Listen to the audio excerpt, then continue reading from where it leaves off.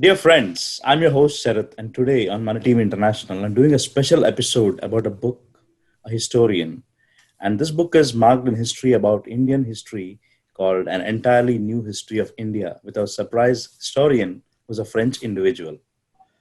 It's an unique opportunity to meet and listen to eminent French political writer and journalist. So let's find about the, our esteemed guest. His name is Francois Gautier. Francois Gautier is a French political writer and journalist based in India since 1971. Gautier is the founder of the Foundation for Advancement of Cultural Ties called FACT, an NGO which is committed to highlighting the magnificence of India and the threats to its sovereignty. He has written 9+ books on India and its culture and history, many of which are bestsellers. He has also won the prestigious Nachiketa Award for Excellence in Journalism and the Bipin Chandrapal Award. He is a regular contributor to many popular magazines and other journals. In 2012, he founded the Shivaji Maharaj Museum of Indian History, which was inaugurated by Sri Sri Ravi Shankar, Ajit Pawar, and Nitin Gadkari.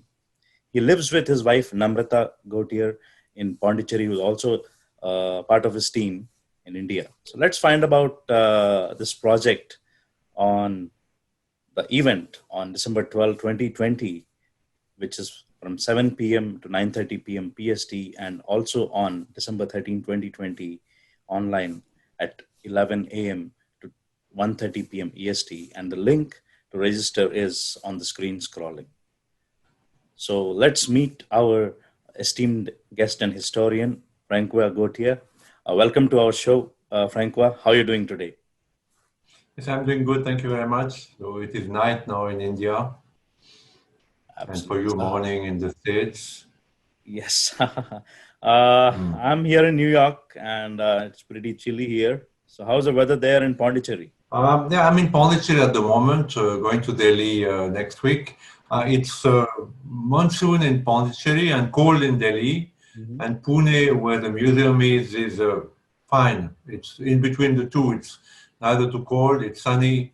So the best weather at the moment is in Pune, not Mhm. in Delhi nor in Pondicherry.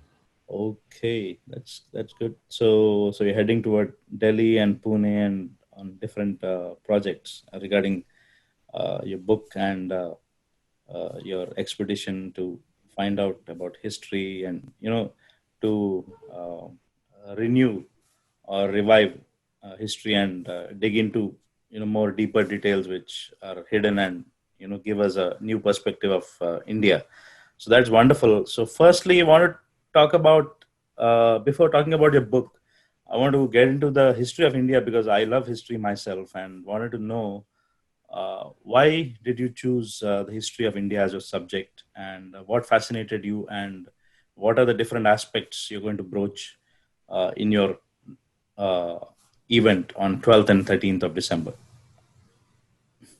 You see, there are many cliches, many prejudices, much ignorance attached to India, especially in the West, but Mm. I guess amongst Indians themselves. So, as a journalist and a defender of India, my first task is to put the facts into perspective. And in 1947, the first Prime Minister of India, Mr. Nehru, chose to more or less skip everything that the British had left behind. That is, not only the curriculums in the school, but the education system, the judicial system, the democratic system.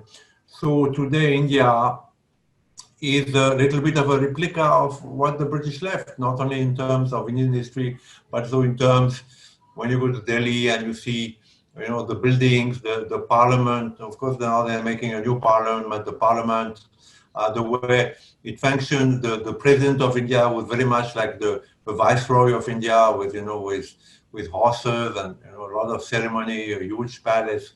So I am been trying to rewrite Indian history as it happened from prehistoric time till today. And even if you concentrate on today, the ignorance, the hostility that the present government is facing, whether it is the farmers' agitation at the moment or whether it is Kashmir, is tremendous. I mean, tremendous. I mean, as someone who knows India and who understands India a little bit, who's traveled a lot in India, I am aghast when I go to the US and I see what's written in the New York Times or what's said on CNN.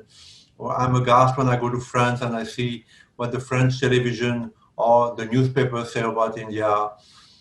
Oh, it's been of a bit of a uphill battle because nothing much has changed since I started as a journalist and as a writer.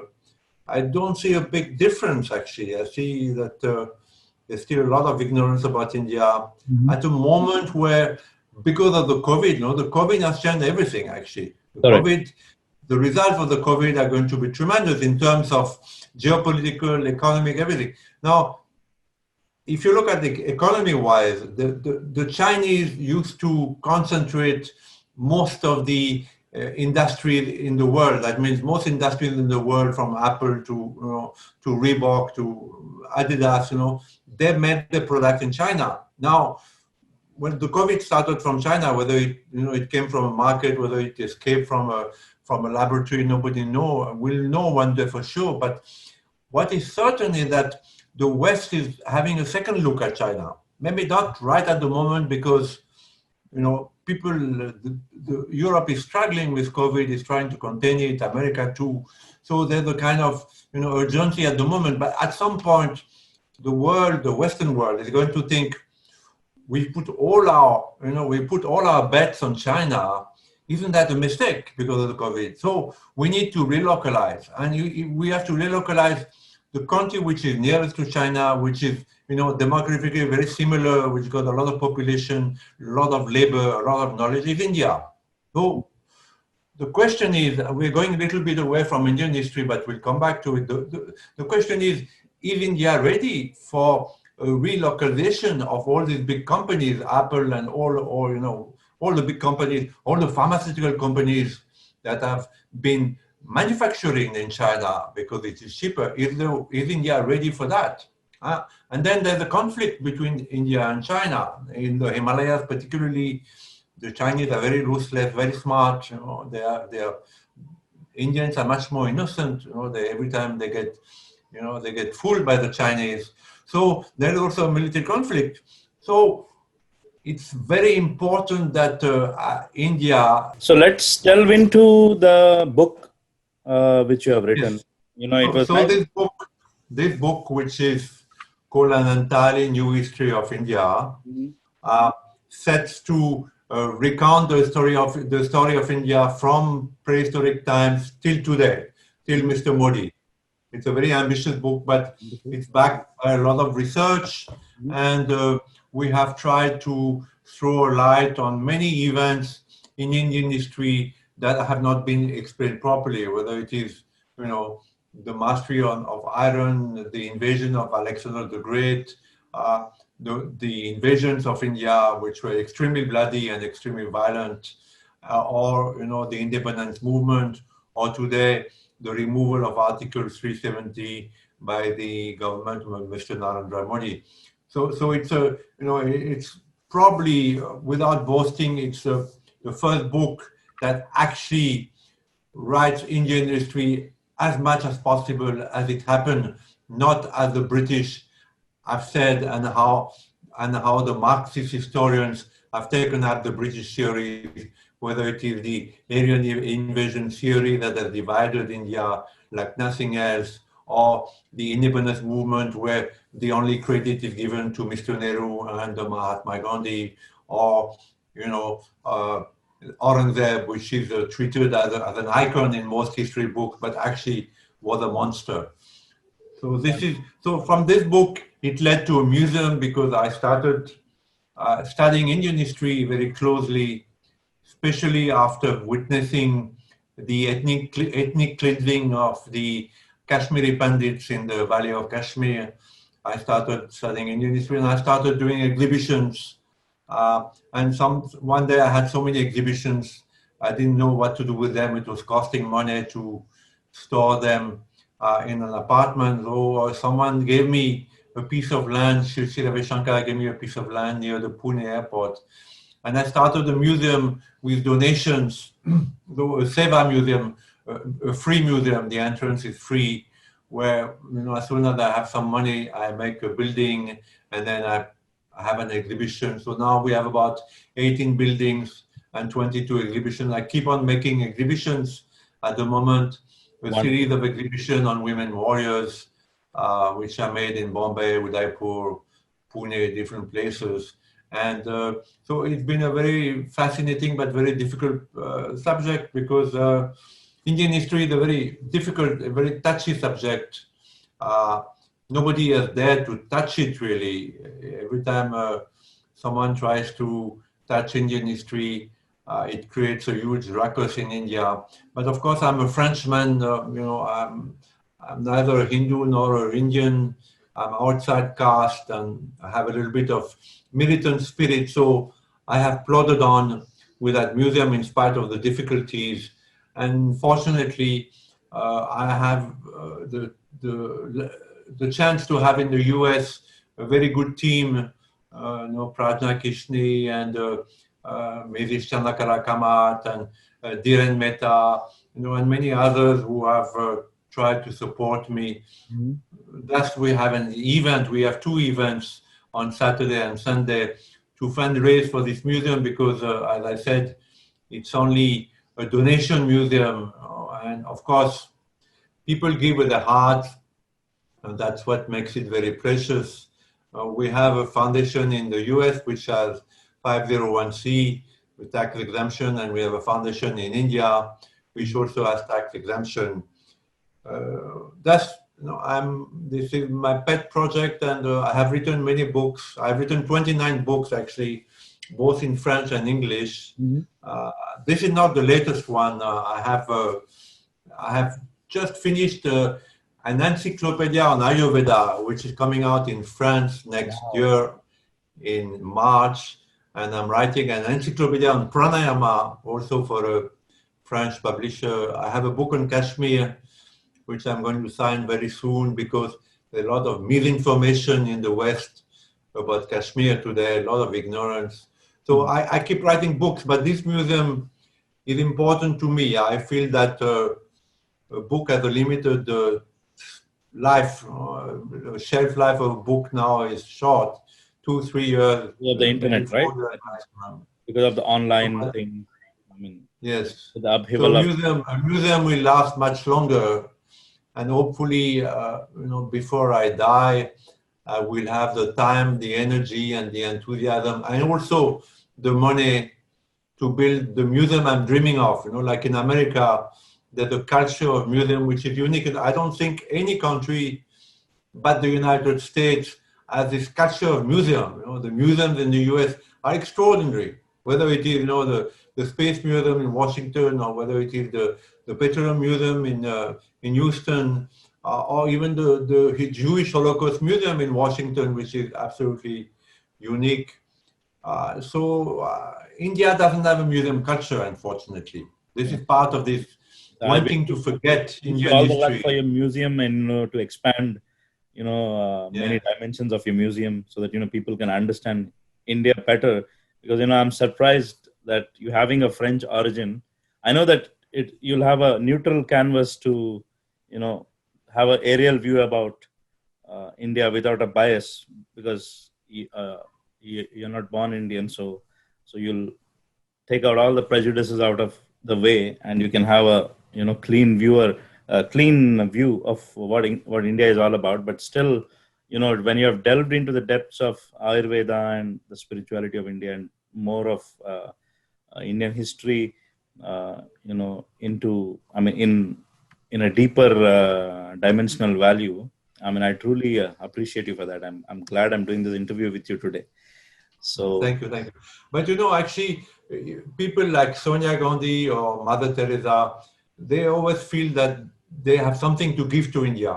Mother Mhm. Teresa was charity. Sonia Gandhi was, I don't know, maybe democracy, whatever it is. But I felt for a long time that India has given me, that I have learned in India so much. I have met so many extraordinary people, from the Dalai Lama to Sri Sri Ravi Shankar, to in the ordinary people that I meet, in Tamil Nadu, in Kerala when I started freelancing. Mhm.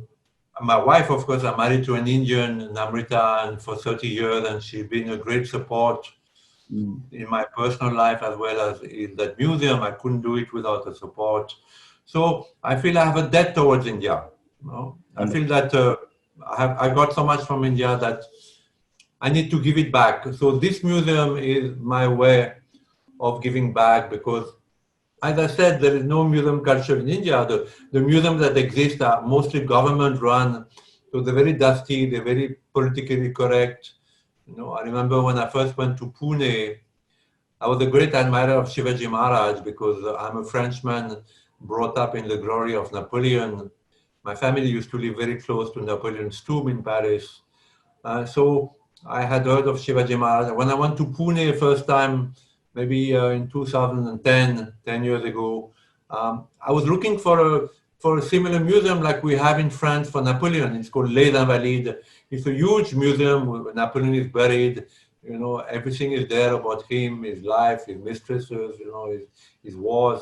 So I was looking for such a museum, and I was surprised that there was no museum in Pune built to the glory of Shivaji Maharaj, who's on par with Napoleon. You know, he's a warrior as great as Napoleon, probably greater because Napoleon had huge armies, and Shivaji Maharaj had only a few hundred men with whom he fought against the most powerful ruler in the world, and against Aurangzeb, with the most powerful army, the most money, the most weapons.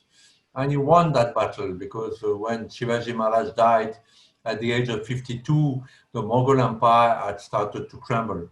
So I was looking for a museum for Shivaji, and there's none. Even today, apart from my museum, there is no museum dedicated to Shivaji Maharaj because not only Indians ignore their own history, but they also politicize it.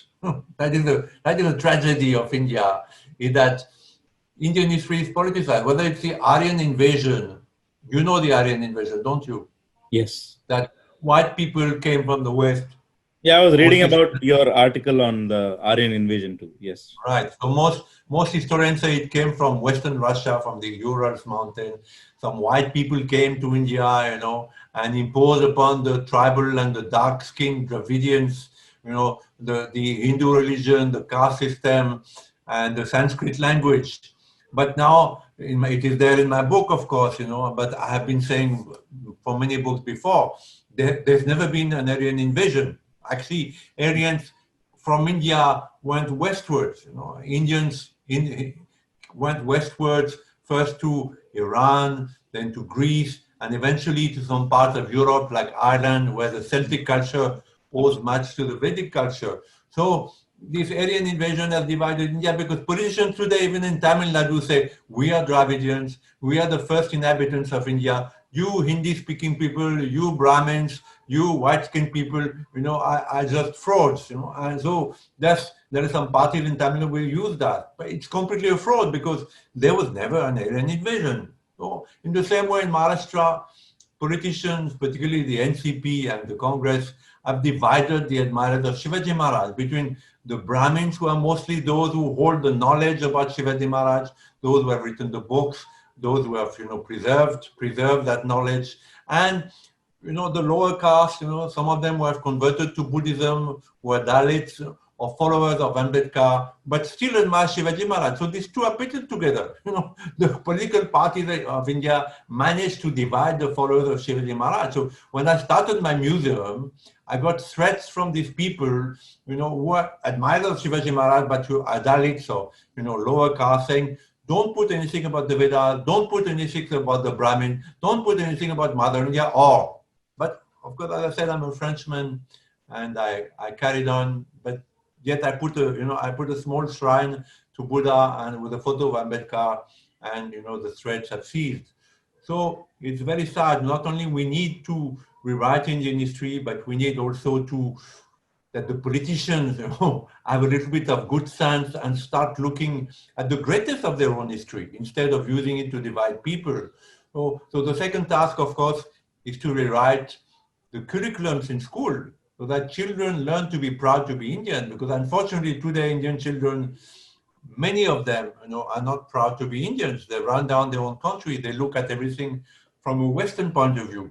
So the purpose of this museum and the purpose of the talks that we're going to have on the 12th and 13th December is also that the Indian government needs to set up task forces to rewrite Indian history properly, to teach to their children in schools Mm. right from the kindergarten that they had great heroes and heroines, the great people in India, people who were mathematicians much before, the West knew about mathematics, people who did surgery, Ayurveda had plastic surgery 4,000 years ago. Plastic surgery only Priyanka, came, in yeah, Europe.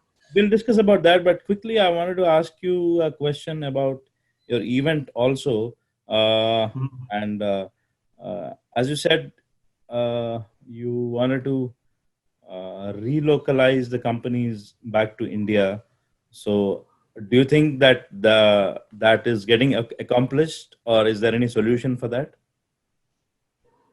So I think the West is certainly going to want to. They have too much dependence on China. So there's a certain mistrust of China at the moment, and China has been very aggressive during the COVID and after the COVID, Mm. whether it is against India and Himalayas, whether it's against Hong Kong, whether it's against Taiwan, whether it is building that new Silk Road through the Himalayas. So they've been very, very aggressive. So once the COVID passes, once the urgency passes, the West is going to look not only economically at India as a alternate investment place, but also geopolitically as the only country that can be a buffer against China, against the China's thirst for more territory, the China's thirst to conquer for hegemony. So India needs to be ready for that.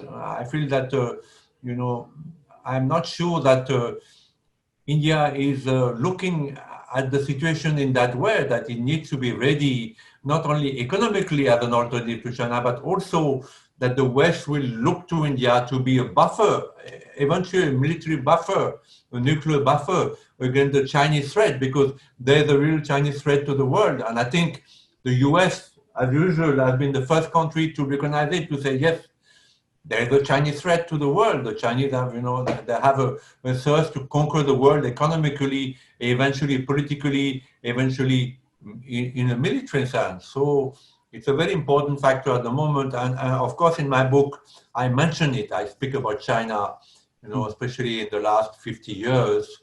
And I mentioned this factor, which is very important. And uh,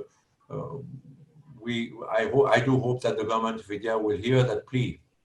Correct, correct, correct. So we spoke about your book, which is called "An Entirely New History of India" from you. I mean, this was very new to me. I mean, definitely, I'll read the book for sure. And then you gave us why you need to change India and the perspectives of in the current trends about how to you know reinforce its technological strength in comparison to China. And then we spoke about your museum and how you have started it and how you're expanding, how you want your vision to expand it for the greater good of Indians and everybody who wants to visit, and so that they can have a wonderful monumental view of different aspects of India. I mean, way back to the Vedas and Ayurveda, and I mean, I'm pretty sure you have integrated all those pictures there. We'll come back to that also, but I wanted to ask, how are you doing the fundraising for the museum, and what are you and how? I mean, is there any element of that in your event tomorrow and the day after? And we will talk Yes, more of about course. the event too. But Of before that, course. let's talk about the fundraising. Yeah, we depend entirely on donations because we have not received money from the government of India.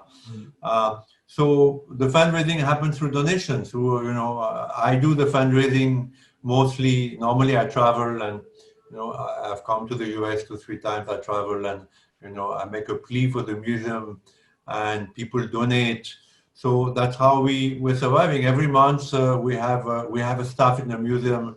So every month we have about 100,000 rupees of salaries and recurring expenses. And then every exhibition, between costs depend whether it's a digital exhibition, whether it's a painting exhibition. But at the moment, for instance, I'm doing a painting exhibition on Vijayanagar. Now, Vijayanagar was the last great empire in India, an empire based on goodness, on fair rules, on freedom of worship. It was an extraordinary kingdom, actually. So there's no exhibition on Vijayanagar. There are books, of course, written, but no exhibition that I know of. So I started an exhibition on Vijayanagar. I got hold of one of the best painters in India. His name is Ravi Deo. He's Pune-based, and he's done a lot of historical painting. So, of course, it's expensive. So each painting costs 40,000 rupees, and we're looking at about 50 paintings depicting the entire history of Vijayanagar from the moment where the princes were taken to Delhi and converted by force to Islam, to the moment where they met the Guru and started the foundation of Vijayanagar, to the sack, that lasted 3 months, of Vijayanagar by the Muslims. So 50 paintings, that's 20 lakhs, it's 20 lakhs exhibition. So we have very little money. At the moment, there may be, 70,000 rupees in the account.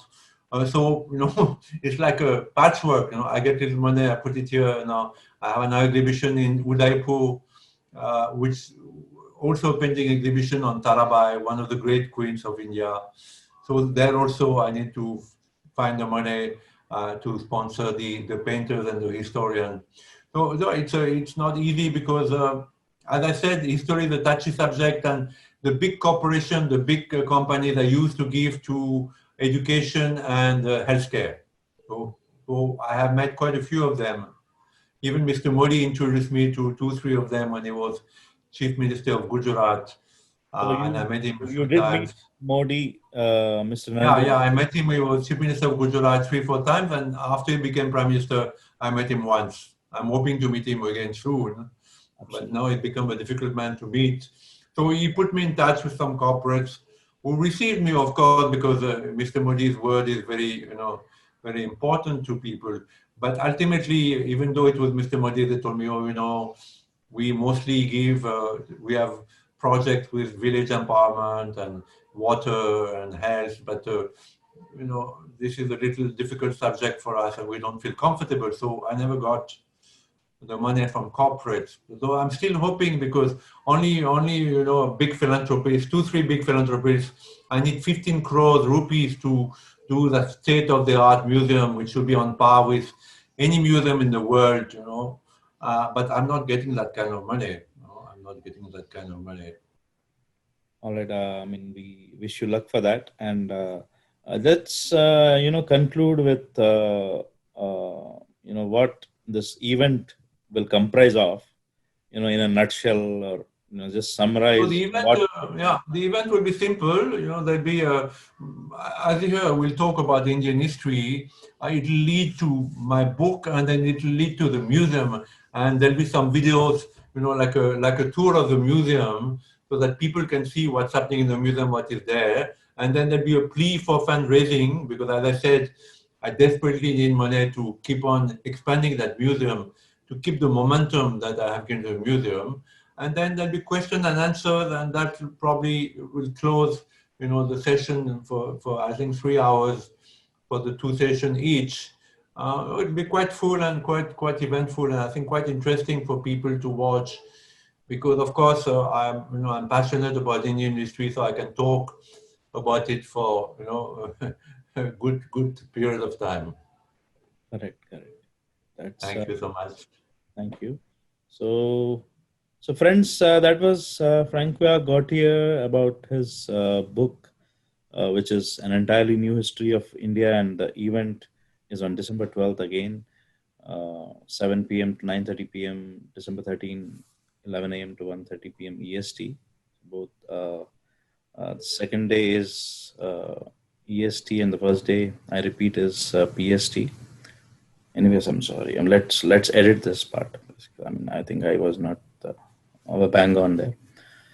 So, friends, that was Francois Gautier about his book and the event on December 12th and 13th.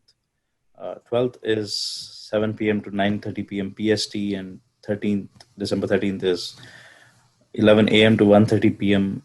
EST. So note these times, and also to register, I've been given a link, but it'll still scroll on the screen while it is aired on TV.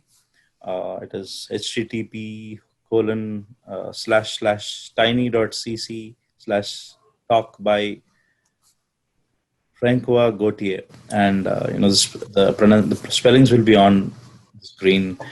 And to go deeper into that, you can go to the website www.factusa.org or www.factmuseum.com. So that was really insightful, Francois. And I Thank hope you. another full show on your book on and on your life, and to find out more about what your motives are, what your wonderful intentions are, and how you want to take this mission further. It's very enlivening to have a warm chat with a lovely writer and a journalist. Thank you so much for your time, and also wishing all the luck and success for your Thank you two-day very meeting. much. And I hope everyone will be benefited. Thank you so much. And friends, that was Francois Gautier, the French political writer and journalist based in India. And let's wish him luck for this expedition of sorts on December 12th and 13th. So see you next time. Thank you.